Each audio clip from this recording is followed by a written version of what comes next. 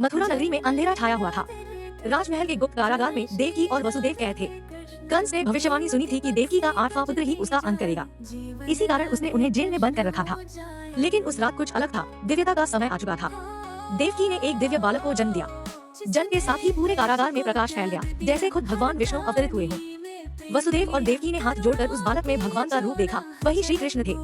आधी रात थी, बाहर वर्षा हो रही थी, लेकिन जैसे ही वसुदेव ने कृष्ण को टोकरी में रखा, जेल के सारे ताले अपने आप खुल गए। पहरेदार गहरी नींद में थे। वसुदेव बालक को लेकर यमुना नदी की ओर बढ़े। यमुना उफान पर थी, लेकिन उनके कदम रखते ही नदी शांत हो गई। उस दिव्य क्षण में शेषनाग प्रकट हुए और उन्होंने फन फैलाकर बालक कृष्ण को वर्षा से बचाया। अंधेरे में एक अद्भुत शांति थी। वसुदेव दृढ़ता से गोकुल की ओर बढ़ते गए। गोकुल पहुंचकर उन्होंने नंद बाबा और यशोदा के घर कदम रखा।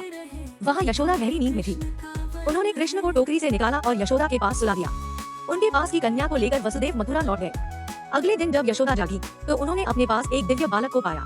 उनका हृदय प्रेम से भर गया। उन्होंने समझा उनके घर भगवान स्वयं आए हैं। सुबह होते ही पूरे गोकुल में उत्सव का माहौल छा गया। नंद बाबा ने बालकृष्ण को गोद में उठाया और पूरे गांव को दिखाया। गांव के लोग हंसते नाचते, ढोल बजाते और जयकारे लगाते हुए इकट्ठा हुए।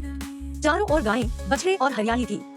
श्री कृष्ण की दिव्य मुस्कान से मानो हर हृदय में शांति उतर आई। पूरा ब्रज आनंद में डूब गया।